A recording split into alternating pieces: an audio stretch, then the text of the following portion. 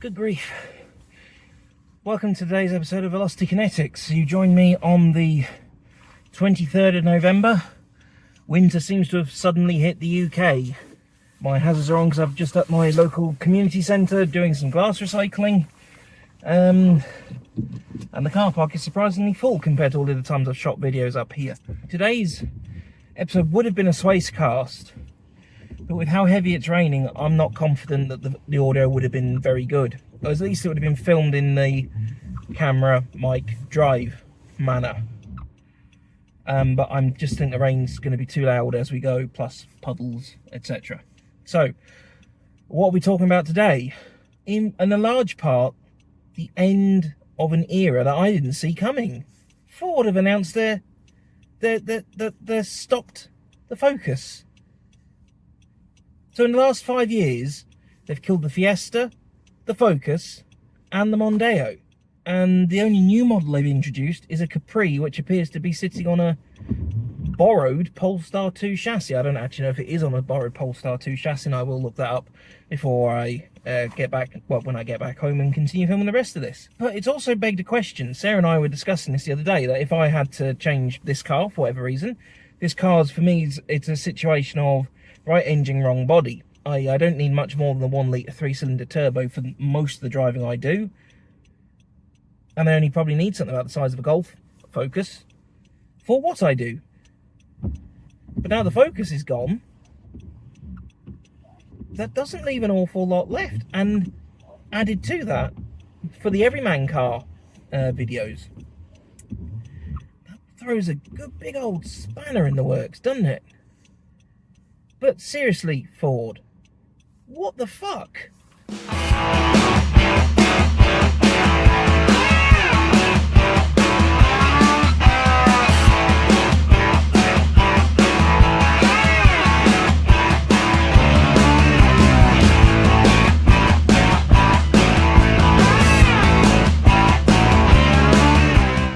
So, let's have a minute and calm down. No, this isn't an alcoholic beverage. It is Lipton iced tea, because I am mildly addicted to iced tea.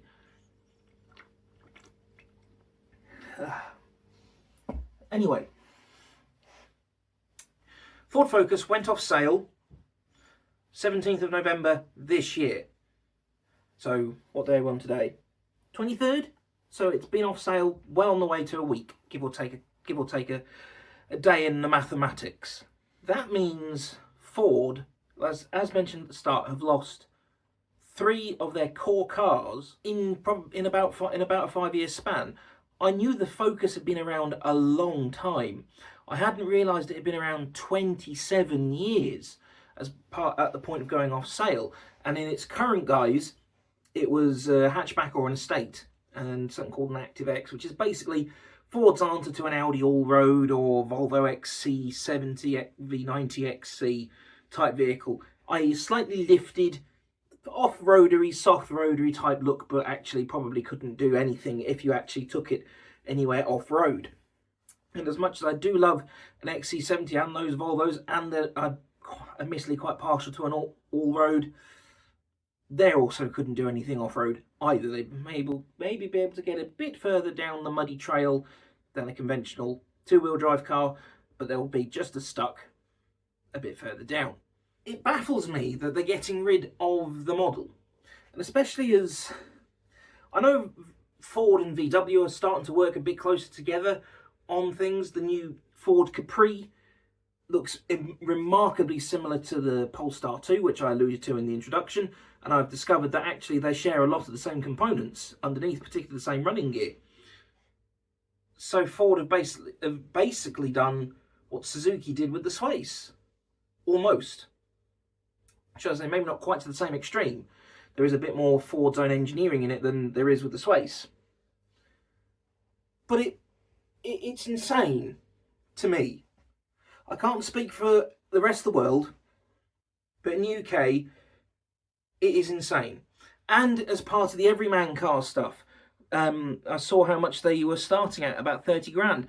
That probably would have been the Everyman Car, the replacement for the Ford Mondeo, effectively being in its own lineup. But it's gone. which in turn means other cars that are based off it have gone, like the Volvo V40, although I believe that went a long time ago now in comparison to the Focus. Now, don't get me wrong, I'm not going to start sounding like, I hate to dig at Auto Alex again, but I've watched a lot of their stuff again recently, keeping up with the shenanigans. I don't want to sound like Auto Alex-ish sort of thing where I'm almost refusing to stay with the relevant things and stay with refusal to modernise. I don't have the sales data. I probably could go find the sales data, especially if I contacted Ford's legal team, media team, and probably find out why. But it does seem stupid to me, especially as it sold so well. It had that recent Ford magic. If anything, it probably was one of the ones that sort of really crystallised the magic. That you could just get into a Ford. Don't need to be a Ford fan, but you can just get into a Ford and drive it. And they drive well. And some of them drive, particularly the Mondeo. I remember from an episode of Top Gear years ago, when the Mondeo underwent that new shape, around about the same time Casino Royale came out, and they said at the time it drives as well as a BMW. You know, Ford know how to make a good car, and they have done with things like the Sierras, the Scorpios, Escorts. You can question how actually good they were, but reliable, affordable means of transportation. The original Mark I Focus, I didn't mind. Actually, I thought it looked quite good, and I think it's actually aged quite well when you look back at pictures of it. The Mark II Focus, didn't like it at all. Not my cup of tea. The Mark III and the latter shapes have all been a lot better as well, because they sort of returned closer to the Mark I shape. It's interesting because they even use that chassis to make other things within the lineup. So in the Mark I Focus, you had the hatchback, you had a saloon, and you had an estate. 3 cars all on the same platform. Most recent Focus that's going off sale, hatchback and estate. The Mark II, I don't believe they did a saloon, but again, hatchback, estate. 2 very good cars, very big cars, very comfortable, very popular, and just sayonara. And then, I'm not looking at this just from the everyman perspective, and I'm not meaning it to sound like another anti-SUV rant. If I sit there and analyse it, yes, there probably is an element of anti-SUVism into it. But let's just break it down into, you just want a standard family hatchback. Nothing difficult. Alfa Romeo don't make their hatchbacks anymore. The BMW still has the 1 Series. Audi is doing something with the A3 that I've read multiple articles about, some things changing in their lineup, and I've lost track of what is actually changing. I can't remember if it's the A1 or A3 that's being sacrificed, but you know, you're paying a premium for the BMW, for the Audi. The other end of the spectrum, you've got Vauxhall in the Astra, but that's pricing up a bit, and again that comes in a nicer state as well if you pay for it. You've got the Seat Leon, which comes in a hatchback and estate form. You've got the Skoda Scala. Hyundai don't even make the same small dinky hatchbacks that they used to. Kia, the only thing you can get now is the X-Ceed without moving into the SUV style platform. Mazda, they've got the 3, or did have the 3. I can't remember whether it's still on sale or not, but there is the 3, or has been the 3, which was a fantastic, or at least in the looks department, at the very least, a fantastic opponent, and that came in hatchback and saloon. Suzuki don't have a middle line. The only other one I can really think of is the Toyota Corolla, that the Toyota Corolla saloon, estate, and the Suzuki Sways are based on. The market is terrible, and it's also made me realise with that gone, and I haven't done an awful lot of research into this for this video, because was part of the Everyman video, I'll probably be doing a lot more research into cars and prices. Well, there's no probably I will be. But what I've noticed, and driving around and trying to park, one thing, the Focuses, the Scalas, the Civics, even though the Civic's now a saloon, its hatchback brother had as well. The V40, when the Volvo V40 was still on, the Golf, actually I forgot about the Golf. The Golf's still on sale, but again paying the premium for the badge. Whilst all those cars compared to their Mark 1 versions, the Volvo V40s and the Skoda Scala are probably the only ones that can be excluded from this, because whilst you could argue that the Volvo V40 is a Mark 2 of a Volvo C30, they're two different vehicles, and the Scala has only been out in its current form, so it hasn't had officially a Mark 2, 3, 4, what have you. All those cars, all these new cars now, have caught giganticism. Now, don't get me wrong, as I've made fun of myself multiple times on this channel, I am fat. Trying to do my best about it, but I am fat, and it's nothing to do with, oh, you're fat, you can't get in it, they look tiny. No, it's nothing to do with that. I was parked at Asda earlier on today. Had to run and get a prescription from the pharmacy there. I parked my Civic next to a Mazda CX-60 all-wheel drive. I couldn't see over their bonnet to get out of my space when I was done, and I'd gone in backwards into the space, just because it's my preference. Anyway, but I couldn't see over it. Even all these mini SUVs. And let's just take a minute to use that word, mini. Mini isn't very mini anymore. I appreciate the original Leyland, Austin, Morris minis of the day. That is probably impossible to get past any sort of legislation now. But even compared to when the Mini came back under BMW ownership, they are bigger, chunkier, heifers, however you wish to describe it, compared to what they were. There's not many cars on the market that haven't really changed proportion that much. You're probably only really looking at things like the Audi A4 style saloon and estate, maybe the A6, maybe, and you're probably looking at the Skoda Octavia and the Superb, and maybe the Passat / Jetta when the Jetta was on sale. Everything else is getting bigger, fatter. It is ridiculous, and it's not just that they're trying to accommodate electric powertrains into them. Polestar 2 is quite chunky and quite big, but it does package itself quite neatly. The Polestar 3 does as well, packages itself quite neatly. It can be done. Kia Niro electric, I'm not sure how far it can go on a charge, because I never looked into it because my dad didn't want to go electric when he was looking at a Niro. But that's not any different to its brethren. The new Vitara that's gone electric, or is it called an e-Vitara now? Either way, what is the electric powered Suzuki Vitara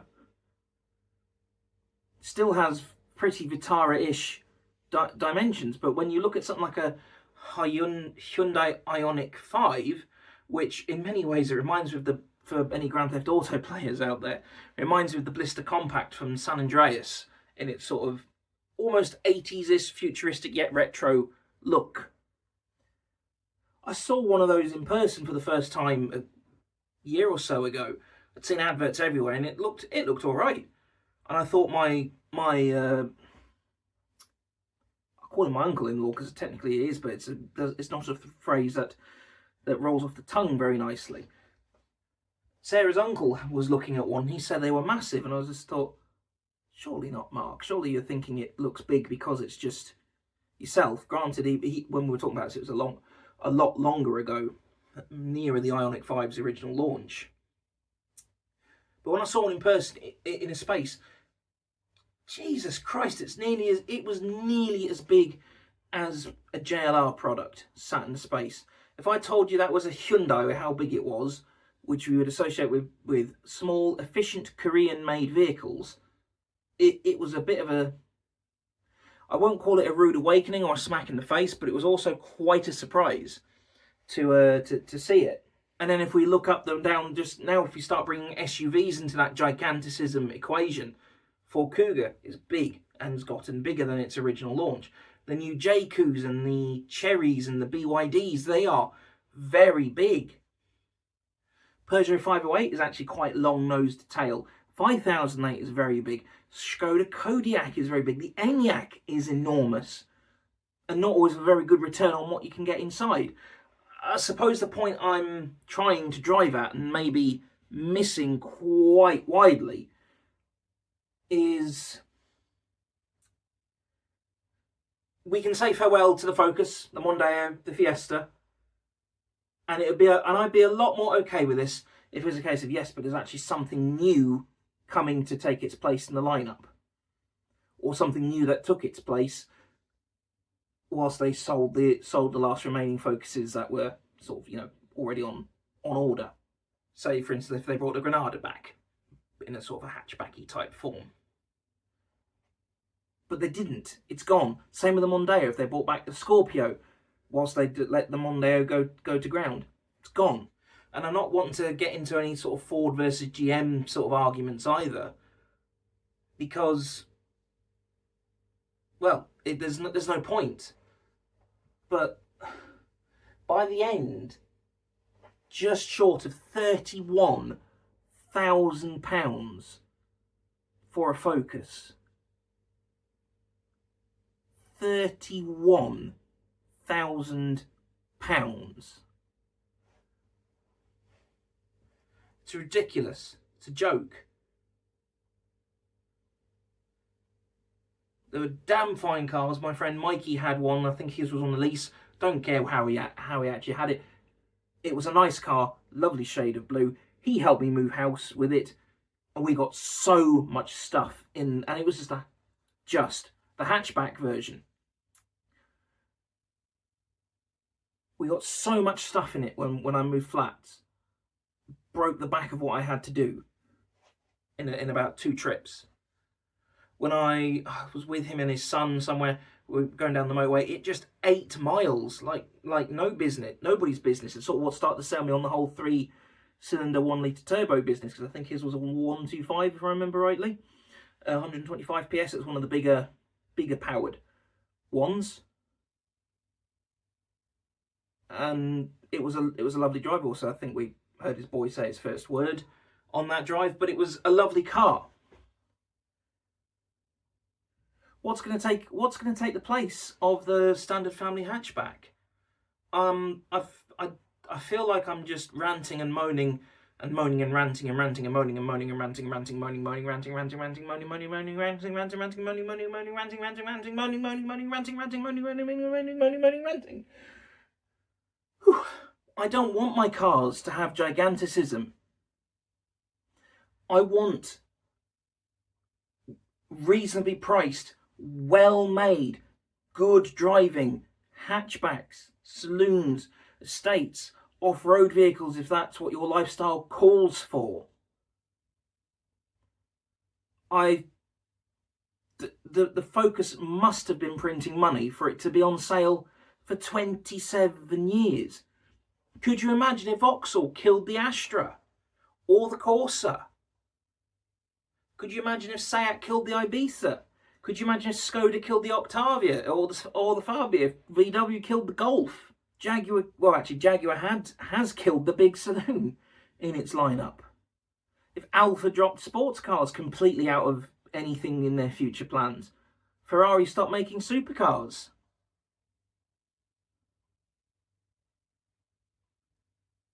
Cars like that are the backbone of getting people on the car ladder, because in my opinion, much like you have a housing ladder, so you start off with a flat and get your house, and then a bigger house, and then a bigger house, and then you start downsizing. Cars are the same. Unless you are absolutely made of money and can go straight to whatever dealership of your choice it is and buy whatever saloon, SUV, estate, hatchback, buy whatever the hell it is you want, that's fine. But most people will start off with a Super Mini or a hatchback. Note 2 things now missing from Ford's lineup. people will probably, if they start off with the Fiesta, they'll probably migrate up to something Focus-sized eventually when children or just bigger lifestyle things start requiring it. And then if things get even bigger and they need more space, then using Ford's lineup, you would then go on to a Galaxy or a Mondeo. And then you'd stay with one of those for however long you need to. If you've then gone Galaxy, once people have moved out, you probably then downstep to a Mondeo, and then downstep to the Focus. It's quite logical, but there's no more logical starting point. How is anyone meant to start getting on the car ladder without spending a fortune on cars that cost a bomb when they don't really need to cost a bomb? Then need so much work doing to them. It's one of these things, whilst I do criticise Auto Alex in a lot of these videos, he does also demonstrate that yes, you can buy you can buy reasonable cars for not very much money. But then if you look at how much money they spend on parts and the amount of work involved, and that's how much they spend on parts that are given to them at a discount or for free. If Joe Public went to go buy that, that's another £4,000, £5,000, £6,000 on top of what you've bought, and there's no guarantee that that'll work. I'm at a loss. I am at a real loss on this one. And when you look at the whole automotive marketplace, just for the hatchback type, there's no choice. There's hardly any choice anymore. The choice is getting smaller. Your options are getting narrower. I wouldn't be at all surprised if before long we see the death of the hatchback. Toyota might be the last stalwarts doing it, because the Corolla's been there for donkeys. What a mess. What a mess it's going to cause. Anyway, appreciate you stopping by and watching this little rant and talk along what would have been a Swacecast, as I said at the start of the video, or it is technically a Swacecast, just not done in the car because of how bad the weather was today. Although because of how bad the weather was and how the sun was shining when it was wet, I wouldn't have been able to talk very much because I'm too focused on trying to keep the car on the road. So there we are. Please share the page on please share the Facebook page. Please like and subscribe. Please, if you like what I do, feel free to buy me a cup of coffee, link in description, or donate directly via PayPal. And we'll see what fine decisions executives make in the name of cutting costs next.